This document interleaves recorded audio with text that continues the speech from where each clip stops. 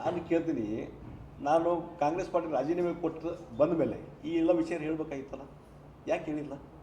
ನನಗೆ ಏನಾಗೈತೆ, ಈ ಚುನಾವಣಾ ಪ್ರಚಾರದಲ್ಲಿ ಎಷ್ಟು ಕೀಳು ಮಟ್ಟಕ್ಕೆ ಅಪಪ್ರಚಾರ ಮಾಡಿ ನಡೀತದೆ. ಬಹುಶಃ ನನ್ನ ಲೈಫಲ್ಲಿ ಫಸ್ಟ್ ಟೈಮ್ ನಾನು ನೋಡ್ತಾ ಇದ್ದೆ. ಅದಕ್ಕೆ ಇಂಥ ಕೀಳು ಮಟ್ಟದ ಅಪಪ್ರಚಾರಕ್ಕೆ ನಾನು ರಿಯಾಕ್ಟಾಗಿ ಕೊಡೋದಿಲ್ಲ.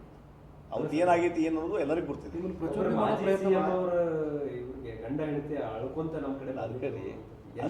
ಅಷ್ಟು ಕೀಳು ಮಟ್ಟದ ಪ್ರಚಾರಕ್ಕೆ ಹೊಂಟಿದ್ದಾರೆ ಅವರು ಇವತ್ತು ಹತಾಶರಾಗಿದ್ದಾರೆ. ಈಗ ಜಗದೀಶ್ ಶೆಟ್ಟರ್ ವಿಚಾರವಾಗಿ ಏನೂ ಮಾತಾಡಲಿಕ್ಕೆ ಇಶ್ಯೂ ಇಲ್ಲ, BJP ಬಗ್ಗೆ ಮಾತಾಡಲಿಕ್ಕೆ ಏನೂ ಇಶ್ಯೂ ಇಲ್ಲ, ಮತ್ತು ನರೇಂದ್ರ ಮೋದಿಯವ್ರ ಬಗ್ಗೆ ಮಾತಾಡಲಿಕ್ಕೆ ಯಾವುದೇ ವಿಚಾರಗಳಿಲ್ಲ. ಇದು ಲೋಕಸಭಾ ಚುನಾವಣೆ, ಇದೇನೋ ಯಾವುದೋ JP ಇಲೆಕ್ಷನ್ನು, ಅಸೆಂಬ್ಲಿ ಇಲೆಕ್ಷನ್ ತಿಳ್ಕೊಂಡವ್ರು ನನಗೆ ಅರ್ಥ ಆಗ್ತಾ ಇಲ್ಲ. ಅದಕ್ಕಾಗಿ ಇಂಥ ಕೀಳು ಮಟ್ಟದ ಭಾಷೆ, ಕೀಳು ಮಟ್ಟದ ಅಪಪ್ರಚಾರಕ್ಕೆ, ಆ ಕೀಳು ಮಟ್ಟಕ್ಕೆ ನಾವು ಹೋಗ್ಲಿಕ್ಕೆ ತಯಾರಿಲ್ಲ. ಅವತ್ತು ನಾನು ಅಲ್ಲಿ ಹೋಗಿದ್ದರಿಂದ ಅವತ್ತೇನು ಕಾಂಗ್ರೆಸ್ಸಿಗೆ ಲಾಭ ಆಗಿದೆ ಅವ್ರಿಗೆ ಗೊತ್ತಿದೆ.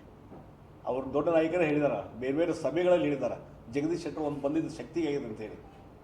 ಮತ್ತು ಅವರೇ ನಿಂತು ಕರ್ಕೊಂಬಂದು ಸ್ವಾಗತ ಮಾಡಿ ನಮ್ಮನ್ನು ಕರ್ಕೊಂಡ್ರು. ಈಗ ಇಂಥವೆಲ್ಲ ಈ ಹಸಿ ಸುಳ್ಳು ಹೇಳುವಂಥದ್ದು ನಿಲ್ಲಿಸ್ಬೇಕಂತ. ಜಗದೀಶ್ ಶೆಟ್ಟರ್ ಅವರು ಒಬ್ಬರು ಸಜ್ಜನ ರಾಜಕಾರಣಿ ಅಂತ ಹೇಳ್ಕೊಂಡು ಬರ್ತಾ ಇದ್ದಾರೆ. ಆದರೆ ಈ ಒಂದು ಚುನಾವಣೆಯಲ್ಲಿ ಭಾಳ ವೈಯಕ್ತಿಕವಾಗಿ ನಿಮ್ಮನ್ನು ಟೀಕೆ ಮಾಡೋದು, ಅದೇ ಸೋಲಿನ ಹತಾಶೆಯಿಂದ ಇದೆಲ್ಲ ಅವ್ರಿಗೆ ಗೊತ್ತಾಗಿದೆ. ಇಲ್ಲಿ ನಾ ಗೆಲ್ಲುವುದಿಲ್ಲ, ಜನರ ಬೆಂಬಲ BJPಗೆ ನರೇಂದ್ರ ಮೋದಿ ಜಗದೀಶ್ ಶೆಟ್ಟರ್ ಸಿಗ್ತಾ ಇದೆ. ಸೋಲಿನ ಹತಾಶೆಯಿಂದ ಈ ರೀತಿ ಹೇಳಿಕೆಗಳು, ಅಪಪ್ರಚಾರ, ಹಸಿ ಸುಳ್ಳು ಹೇಳುವಂಥದ್ದು ಸ್ಟಾರ್ಟ್ ಆಗಿದೆ. ಅದಕ್ಕೆ ನಾನು ಭಾಳ ಅದಕ್ಕೆ ರಿಯಾಕ್ಟ್ ಮಾಡೋದಿಲ್ಲ. ಕೊನೆಗೆ ಇದಕ್ಕೆಲ್ಲ ಉತ್ತರ ಯಾರು ಕೊಡ್ತಾರೆ? ಮೇ 7ನೇ ತಾರೀಕು ಬೆಳಗಾವಿ ಜನ ಉತ್ತರ ಕೊಡ್ತಾರೆ. ನಾರ್ತ್ ಫಸ್ಟ್, ಉತ್ತರ ಕರ್ನಾಟಕದ ಆವಾಜ್.